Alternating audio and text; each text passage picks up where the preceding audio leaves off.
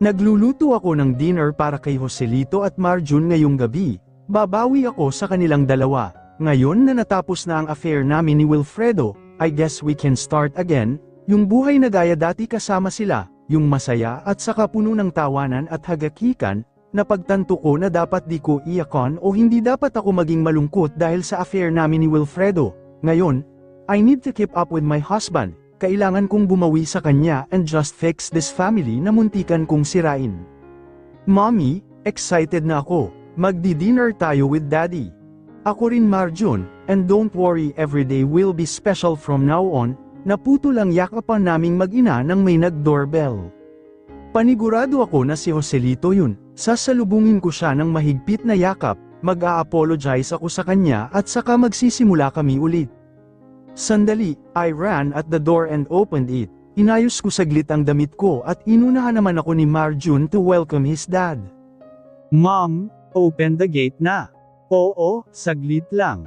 Sasalubungin ko lang ang daddy mo. Sabi ko sa kanya at saka ako tumakbo papunta sa gate namin. Nang buksan ko ang gate ay bumungad sa akin si Joselito na may kasama siyang babae. Naghahalikan sila na tila ba hindi makapaghintay. Nanigas ako, pakiramdam ko bumawi ang tadhana sa akin. Parang sinasabi na hindi ko na kaya pang bumawi dahil ang karma ang babawi, ako ang babawian ng karma. Daddy, sigaw ni Marjun, nakita ng bata ang paghahalikan nila. At ako, di ko alam kung paano ako magre-react. They stopped kissing and Joselito looked at me, ganun din ang babaeng kasama niya. Ngumiti siya sa akin na parang wala siyang ginawa sa harap ko ngayon. The same way that I did, whenever I go home after I spent nights with Wilfredo, ganang ngiti, pakiramdam ko bumalik lahat ng ginawa ko pero mas masakit ang balik sa akin. Marjun, pumasok ka muna sa loob. No, he screamed at tumingin ako sa kanya. Pumasok ka muna, Marjun, sigaw ko kaya pumasok naman ang bata sa loob ng bahay nang umiiyak. Nakita niyang may ibang hinalikan ang daddy niya, harap niya mismo. Lumapit ako kay Joselito, nanginginig ang tuhod ko, at tila ba gusto kong bumagsak, tila ba sinasabi nito na dahil sa kalokohan ko, hindi ko na makukuha pa ang aking pangarap, ang pangarap kong buong pamilya. Anong ibig sabihin nito? Tanong ko kay Joselito, his face remains stoic in front of me. You should know what it means, ginagawa mo rin ito, di ba? Tanong niya pabalik sa akin at hinawakan ang kamay ng dalaga. Alam niyang niloloko ko siya, alam niyang gumagawa ako ng masama, and he did the same way too. Nasaktan ko siya, pero sinaktan niya rin ako. Pumasok muna tayo, Jasmine, malambing niyang saad sa babaeng yun. Ha? Pero teka, kaibigan ni Joselito. Pumasok muna tayo, ipapaliwanag ko sa harap ni Florencia ang lahat. Ayokong kasing nililihim yung panloloko ko tulad ng ginagawa niya sa akin. Gusto kong ipaalam sa kanya na may iba akong babaeng kinahuhumalingan, he said with a warm smile. Mas maganda ng honest tayo. Tinagaw ng babaeng yun ang mukha niya sa likod ni Joselito at pumasok sila sa loob ng bahay. Sumunod naman ako at nakita ko na nandoon si Mama na pinapatahan sa pag-iyak si Marjun. Anong ibig sabihin nito, Joselito? Tanong ni Mama sa kanya. Masama ang tingin ni Mama sa kanya dahil alam kong alam niya ang ibig sabihin ng mga nasa harap niya ngayon. Ma, si Jasmine po pala, pagpapakilala niya sa babaeng kasama niya. Nam babae ka? Tanong ni Mama sa kanya. Nanlalaki din naman siya, so I think that's fair, he smirked as he said those words. Tama nga, karma, binabalikan na ako ng karma. Mamaya na tayo mag-usap, Mama, we're going to take things slowly, he said and looked at me. Mapang-asar ang mga tingin niya sa akin, we're going to take things slowly but and things fast. Hindi ako makapagsalita, sinaktan ko siya, he knew that I hurt him and he got back on me. Madali sa kanya ang saktan ako. At madali din sa akin yun dati, siguro dahil yun sa hindi naman talaga namin mahal ang isa't isa. Did Joselito love me after he lost his memories? Or did he only believed it because I made up lies that we were in love? Napahawak ako sa aking sentido. Titingnan natin kung sino ang mas tama at kung sino ang totoong mali. Bahala ka mag-ayos sa problema mo, Joselito. Hindi na kami makikialam ng papa mo pero sana inisip mo naman tong bata na nakakita sa kalokohan mo. Sa mga pinaggagawa niyong dalawa, napakamakasarili ninyong mag-asawa, singhal ni Mama, at saka binuhat si Marjun paakyat. Napalunok ako habang nakikita ko kung gaano niya kahigpit hawakan ang mga kamay ng babaeng iyon. Anong ibig sabihin nito? I asked him. Oh, you prepared food, mind if we eat dinner first? Gutom kasi kaming dalawa, kagagaling lang namin sa hotel, kagaya mo noong 1 linggo. Gamit mo pa nga yung bagong panty at bra na binili mo noon. Wala sa wisyo akong napatayo at naghanda ng hapagkainan. Alam niya talaga. Joselito, ano bang ginagawa mo? Nakita ka ng bata na hinahalikan mo ako, baka mamaya magulat siya sa kinikilos mo. Tanong naman nung babae sa kanya. I know what I'm doing, Jasmine. Mas maganda kung alam niyang niloloko ko siya, di ba? He asked her at nabagsak ko ang baso na hawak ko. Masakit ang nararamdaman ko. Pakiramdam ko madudurog na naman ako. Sana binugbog na lang niya ako ulit. O kaya sinaktan, mas kaya ko yung tiisin kesa sa lokohin niya ako ng harap-harapan. Ano ka ba, Florencia? Hindi ba ikaw nga niloko mo siya? Handa ka pang iwanan siya, di ba? Bakit nasasaktan ka kung di nyo naman talaga minahal ang isa't isa? Bakit ka nasasaktan kung dati mo siyang kinakasuklaman? Teka, pupulutin ko lang saglit. Kumain na kayo dyan, madami naman akong niluto kasya para sa ating tatlo, sabi ko at nanginginig ang kamay ko na pinulot ang baso. Tulungan na kita, alok ng babaeng yun sa akin at yumuko din siya para pulutin ang bubog na nabasag. Hindi, ako na, sagot ko sa kanya pero nagpumilit siya sa akin kaya hinayaan ko siya. Hindi ko na alam kung paano ako mag-iisip ngayon. Aray, sigaw niya dahil sa nasugatan siya gawa ng bubog. Lumapit agad si Joselito sa kanya at tinulungan siya. Nakita ko kung papaano niya ito alalayan papunta sa sink, nakita ko ang lahat at tinutusok ang puso ko nang dahil doon. Gamutin natin yan ha, sabi ni Joselito at hinugasan niya ang sugat ng babaeng yun. Gaano katagal mo na akong niloloko? Tanong ko kay Joselito sa pinakalmadong paraan na alam ko. Matagal na. Bakit, Joselito? Naging mabuti naman akong asawa, di ba? Mabuti, Florencia, hindi ko nga naramdaman na mahal mo ako. Tapos mabuti, sinungaling ka, Florencia, sinungaling ka. Joselito, tama na yan, huwag na kayong magsigawan pa. Pag-usapan nyo tong mabuti, sabi nung babaeng yun sa kanya. Akala ko ba gusto mong ibigay kay Marjun yung pamilyang pangarap ko? I asked him. Akala ko nga rin, akala ko yun din ang gusto mo pero mali ako. Kasi iba talaga ang gusto ko at ganun ka rin. Hindi ba mas gusto mo ang buhay kasama si Wilfredo, kasi siya ang first love mo, at ako, wala naman ako, di ba? Pinagtatsagaan mo lang ako kasi may anak tayo, he answered in the most sarcastic way he can. Aalis na ako, dapat kayong dalawa lang ang nag-uusap at hindi ako kasama, Joselito, sabi ni Jasmine na parang nabigla sa mga sinabi ni Joselito sa akin. Sige, I'll call you tonight, bye babe, I love you. Sabi pa ni Joselito at hinalikan niya sa ulo ang babaeng yun. Agad na umalis ang babae na sumaglit pa ng tingin sa akin na tila ba gusto niyang humingi ng pasensya. Alam mo dapat di ako nasasaktan ngayon pero Joselito ang sakit, sobrang sakit ng ginawa mo sa akin, sabi ko sa kanya at tumulo ang mga luha ko. Masakit di ba? Sobrang sakit ang maloko di ba, Florencia?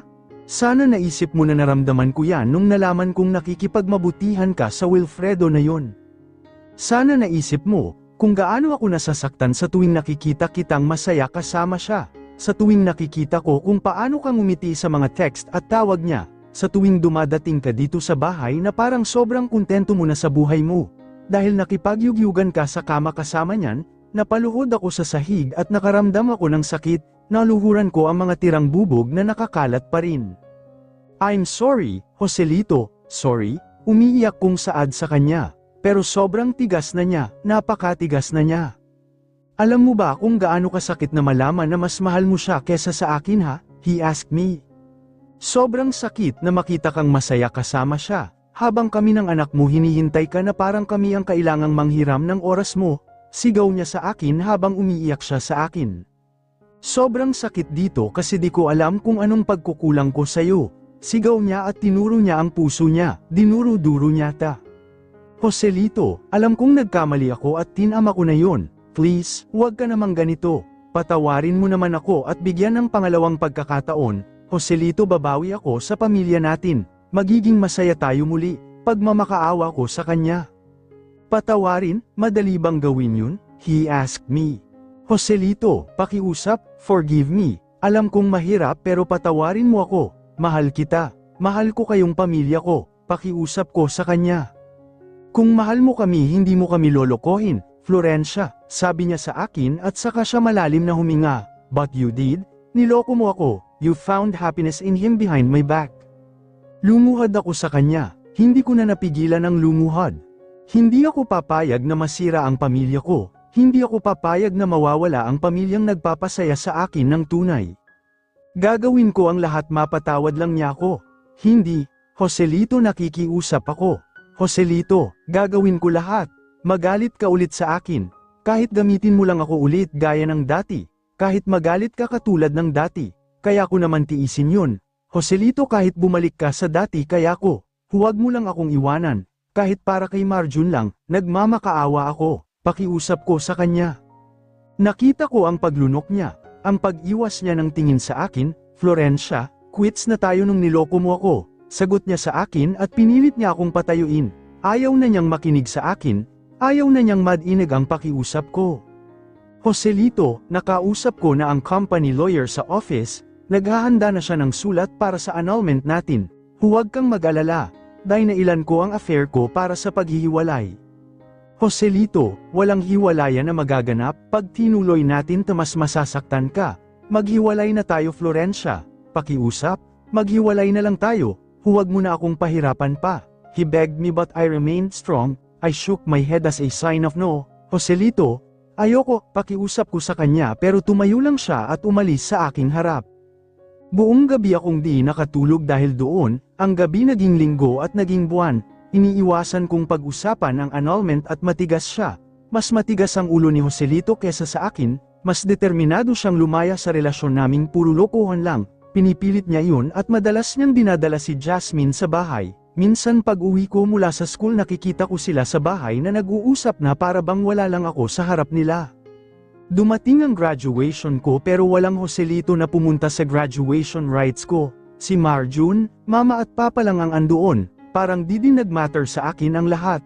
Sana pala di na lang ako bumalik sa pag-aaral para di ako naging timang. Si Wilfredo hindi na muna niya ako ginulo dahil doon, pero minsan tumatawag siya at nagti-text sa akin. Matatag ka rin talaga no? Tulad nga ng sabi ko dinadala siya madalas ni Joselito dito. Anong kailangan mo? Tanong ko sa kanya. Si Joselito, he loves you, ginagawa niya ta. Sinusubukan mo bang magmukhang mabait sa harap ko? Hindi naman sa ganoon pero, kung talagang mabait ka, at alam mong may asawa si Joselito di mo na sana siya kinalanter. May anak si Joselito at yung anak namin naapektuhan sa araw-araw mong pagpunta dito. Naisip mo talaga yan, di ba? Ikaw naman ang unang nanloko sa kanya. Kaya nga siya tumakbo sa akin. Kaya mas ginusto niya akong mahalin kesa ang ipagpilitan niya ang sarili niya sa kagaya mong mababa, sigaw niya sa akin at nasampal ko siya. Sa tingin mo di ka rin mababa, pumatol ka sa may asawa, sigaw ko sa kanya. Sino kaya ang mas mababa sa atin, kesa naman ikaw pumatol ka sa iba kahit may asawa at anak ka na, sabi niya muli ko siyang nasampal. Ginantihan niya ako at nagsabunutan kaming dalawa. Tama na, halika Jasmine, pag-awat ni Joselito sa amin at pinilit kaming pinaghiwalay. Dahil doon na itulak ako ni Joselito at agad na inatupag si Jasmine na nakal mo ko at nahampa, agad na nagkaroon ng pasa si Jasmine. Mommy, sigaw ni Marjun at lumapit siya para yakapin ako ng mahigpit. Bad ka daddy, inaaway mo si mommy, sigaw ni Marjun at tumakbo siya sa ama niya para suntok-suntukin ito but then I think I got Joselito's point. Niloko niya ako dahil sa niloko ko siya. I can't just simply fix my mistake by stopping this affair of mine. My affair caused consequences. Joselito fell out of love dahil nasaktan ko siya ng lubos. Ngayon he was in love with Jasmine, this girl who saved him when he found out that I was stabbing him at the back. Hindi ko maitatanggi yun. Yung anak ko, nasaktan ko siya dahil sa mga ginawa ko at ngayon nasasaktan ulit siya bilang kapalit nito. Tama na yan, Marjun. Awat ko sa bata at pinatigil ko siya sa pagsuntok sa kanyang ama. Binuhat ko siya at dinala sa itaas. Hinintay ko na umalis si Jasmine. Nagkaroon pa sila ng pag-uusap na sobrang lalim bago ito umalis. Pinatulog ko naman si Marjun at saka ako bumaba dala ang papeles.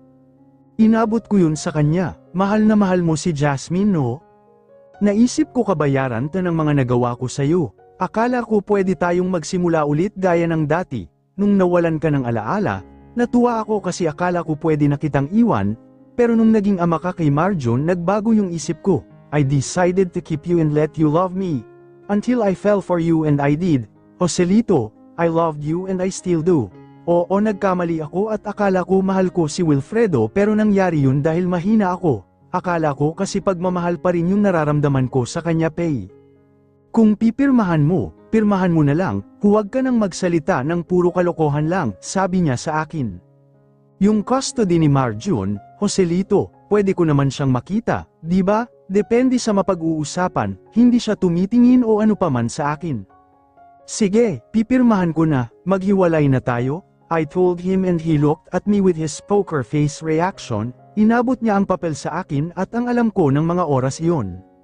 Sobra akong nasasaktan, nag-iimpake ako ng mga gamit ko ngayon, babalik na kasi ako sa mga magulang ko at aalis na sa bahay ni Joselito, natapos na ang annulment ng kasal namin at naaprubahan ito ng korte, napunta kay Joselito ang custody ng anak namin at binigyan ako ng visitation rights, kahit na ang sinabi ni Joselito na dahilan kung bakit kami naghiwalay ay ang pambabae niya, nakitaan pa rin ako ng mali sa korte. Nalaman ng korte na nagkaroon ako ng affair, ako ang naunang nanloko at di siya. Nasaktan ko masyado si Marjon at ang tanging aasahan ko na lang ay si Joselito na maayos na magpapalaki sa kanya. Florencia, tawag ni Tita Milania sa akin, tita na ulit itatawag ko sa kanya kasi hiwalay na naman kami ni Joselito at wala na rin akong mukhang maiiharap sa kanila. Tita, sagot ko sa kanya, uuwi ka na ba talaga? Hindi niyo na ba talaga aayusin? Napailing ako dahil kahit gusto ko matigas na ang asawa ko. Hindi ko na po asawa si Joselito, sa susunod na araw baka si Jasmine na ang iuwi niya dito sa inyo at pakasalanan niya, sagot ko sa kanya. Alam ko pero para sa akin, ikaw pa rin ang manugang ko. Hindi naman maipagkakaila na mabuti kang magulang, sagot niya sa akin. Sinaktan mo ang anak ko, siguro naman hindi ka galit dahil sa mga nagawa niya sa'yo. Hindi ako galit sa kanya, wala akong karapatan na magalit sa kanya at wala akong karapatan na humingi ng tawad sa kanya. I deserve everything, I should just accept it, sambit ko sa kanya at tumulo ang luha ko. Ang timang ko kasi nagkamali ako nang hindi siya iniisip, tita. Mahal ko si Joselito, mahal ko siya pakisabi na lang po sa kanya na I'm sorry for breaking him into pieces, saad ko sa kanya. Gusto kong magalit sa'yo Florencia pero hindi ko magawa kasi naawa ako sa'yo, kasi nakikita kong ikaw ang pinakanasaktan sa inyong dalawa, hindi ko alam kung bakit biglang lumamig ang anak ko pero sana maintindihan mo siya, sabi niya sa akin tumango ako bilang sagot sa kanya, hindi pinapante ni Joselito ang magulang niya sa court hearing. Gusto niya kaming dalawa lang ang makaalam sa mga nangyari sa korte. He wants to keep things private because he doesn't want to cause any problems or rumors. Ang alam ng magulang niya, he cheated, pero ang panloloko ko ay mananatiling lihim na ang korte lang, siya at ako ang nakakaalam. Wala ka na bang balak magpaalam sa kanya? Tumango ako bilang sagot, masasaktan ko lang si Marjon pag nagpaalam pa ako sa kanya. I'm sorry for breaking his heart. Tumango si Tita Milania at pinahatid na ako sa bahay namin. I was welcomed by Dad with a simple dinner but I can't even eat. Kumain ka na dahil nangangayayat ka, sabi ni Mom sa akin. Wala akong ganang kumain, sagot ko sa kanya. Walang mangyayari sa'yo kung ganyan ka, sabi ulit ni Mama sa akin. Ngayon nahiwalay na kayo, magsimula ka ulit Florencia, patunayan mo na magbabago ka at baka may mangyaring maganda pa sa buhay mo. Soon, things will work again, magiging okay rin kayong dalawa dahil sa anak niyo, sabi sa akin ni Mama. Unang beses ko siyang narinig na magsalita ng ganito sa akin, ngumiti si Dad sa akin. Salamat pero wala talaga akong gana, sagot ko at saka na ako pumunta paakyat sa kwarto ko. Habang tinitingnan ko ang picture ng mag-ama ko sobrang lungkot ang nararamdaman ko. Napaluha na lang ako at umiyak ng umiyak. Florencia, may naghahanap sa'yo. Napabangon ako nang madinig ko ang boses ni Mama, agad akong lumabas ng kwarto. Joselito, anong ginagawa? Natigil ako nang hindi si Joselito ang nakita ko. Walang iba kundi si Wilfredo na prenteng nakaupo sa sofa na napatayo pa nang makita ko. Anong ginagawa mo dito? Tanong ko sa kanya. I want to talk to you, saad niya sa akin at tumingin siya kay mommy na nasa likod lang namin, alone, dagdag pa niya dito. Sige, tawagin niyo lang ako kung tapos na kayo, saad nito at pumunta siya sa library nila ni Papa. Ngumiti pa si Wilfredo bago siya lumapit para yakapin ako ng sobrang higpit. Ano bang ginagawa mo? Niyayakap ka. Finally pwede na tayong magkasama ng walang inaalala. Florencia, God knows that we deserve each other, sabi niya sa akin. Ano bang sinasabi mo? Tanong ko sa kanya. Di ba ito yung hinihintay natin yung maghiwalay kayong dalawa? Tanong niya sa akin. Wilfredo, hindi ito ang gusto ko. Ayokong maghiwalay kami gaya ng sinasabi mo, sagot ko sa kanya. Nagkunot ang noo niya at umiling-iling pa siya. Hindi nga kaya ka nakipaghiwalay sa akin kasi may asawa ka. May anak ka pa pero ngayon, pwede na tayo. Wala na yung anak mo sayo.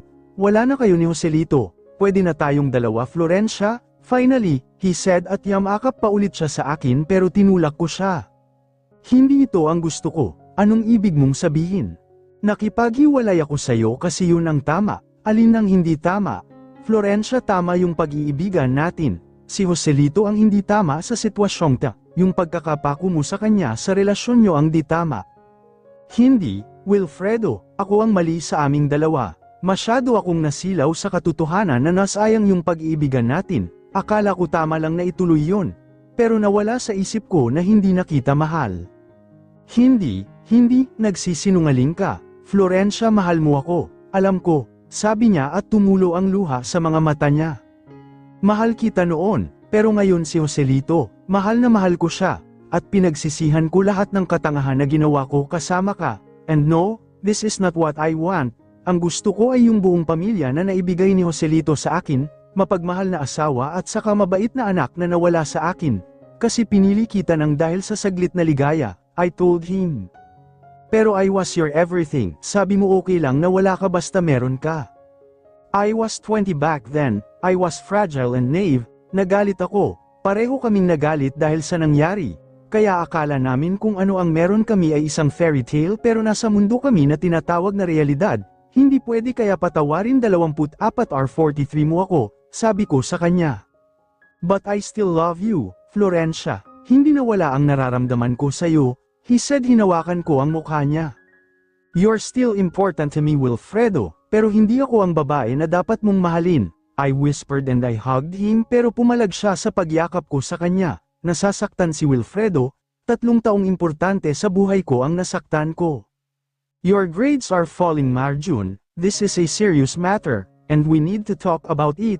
Babala ko sa anak ko habang nililibot niya ang paningin sa akin. Siya ay bumagsak sa kanyang 7th grade examinations at siya ay nasa gilid ng pag-uulit ng grade sa susunod na school year. You know what's serious, Dad? It's leaving my mom and hurting her again. It's about not letting me see her, sagot niya. Marjun, huwag mong ipapasok sa usapan na taang mama mo, ha? I warned him pero di siya nagpapigil. Sa gusto ko siyang ipasok sa usapang ito. In the past 7 years my son grew up, binata na siya.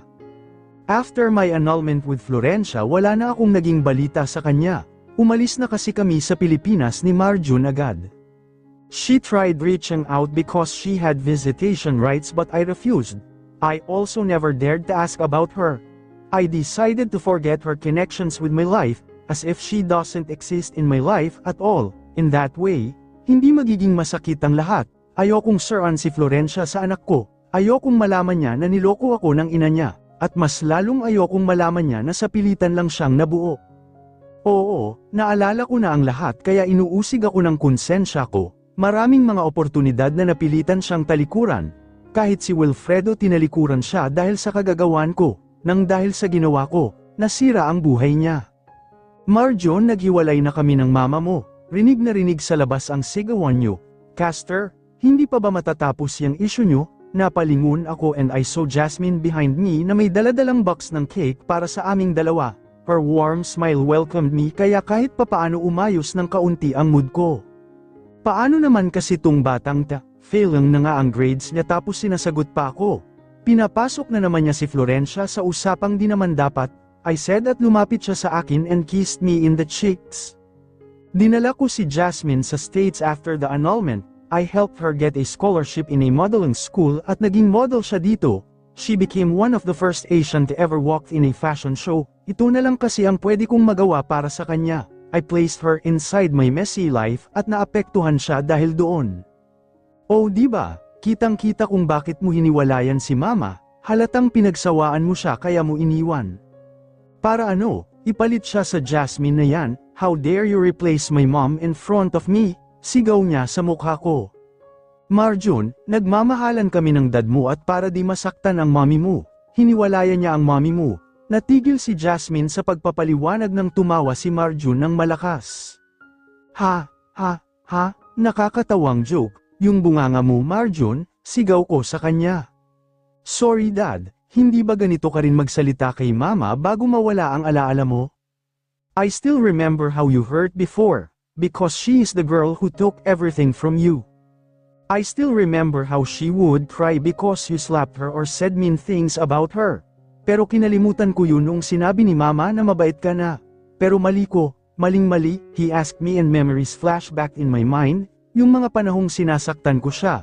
Mahal na mahal ko si Florencia. Di dahil yun ang tinanim niya sa utak ko kung di dahil sa totoo yun. I love her. Minahal ko na siya noong panahong inaalagaan niya ako sa hospital. Those memories are the worst. The truth about me is unbearable, at di ko alam kung paano mabubuhay ng matino nang dahil sa mga nagawa ko. If you did that to my mom, well I'm also doing that on you. Para fair naman, magdudusa din siya tulad ng pagdudusa ko. He said at nilapitan ko siya, inangat ko ang kwelyo ng damit niya. Huwag mong pagsasalitaan si Tita Jasmine mo ng ganyan, Marjun. Kung ayaw mong magalit ako ng tuluyan aayusin mo yang ugali mo, simple kong banta sa kanya. Anong pakialam ko, wala kang ang pakialam nung nagalit ako sa iyo nang pinaiyak mo si mommy dati, di ba? Nagbabago na si mama, gusto na niyang bumalik tayo sa dati ulit pero sinira mo. Tama na yan. Huwag na kayong magsigawan please, Jasmine begged at inalis niya ang kamay ko sa kwelyo ni Marjun. Marjun, why don't you go to school and study first? Books can make you calm, try reading it and throwing it somewhere when the book gets boring. It's effective, sabi ni Jasmine pero inirapan lang siya ng bata at padabog na kinuha ang gamit niya at nagmarcha paalis ng bahay. When Marjun was out of the house, I decided to sit down to calm my senses. Huwag ka kasi masyadong mahigpit sa bata, hindi ako mahigpit sa kanya, Jasmine, ayoko lang na mapabayaan siya, gusto kong maayos ang lagay ng anak namin. Ikaw naman kasi, pwede naman na doon lang kayo sa Pilipinas para makita pa niya ang mama niya pero umalis kayo. Gusto mo ba talagang magmukhang masama sa harap ng anak mo? Yun naman ang totoo, masama akong asawa, sobrang sama ko. Hindi ka masama, Joselito, nagkamali ka lang noon. Masama ako Jasmine, ginahasa ko siya, pinilit ko sa kasal na hindi niya gusto, sinasaktan ko siya, at pinagmamalupitan, napakasama ko, hindi ko kayang patawarin ang sarili ko. Joselito, patawarin mo na ang sarili mo, you are making yourself suffer. It's because I deserve it, Jasmine, pasensya na at dinamay pa kita sa gulong to imbes na hindi dapat, masama ang tingin ng anak ko sa'yo kahit mabait ka naman talaga. I told her. She smiled at me in return. Okay lang yun, laki din ang tulong mo sa akin eh. Hindi ako nakapag-aral kung wala rin ang tulong mo, saad niya sa akin at sa kanya binuksan yung dala niyang cake. Kumain muna tayo ng cake tapos tirahan natin yung bata para good mood naman siya pagdating niya, sabi niya sa akin while she is slicing the cake.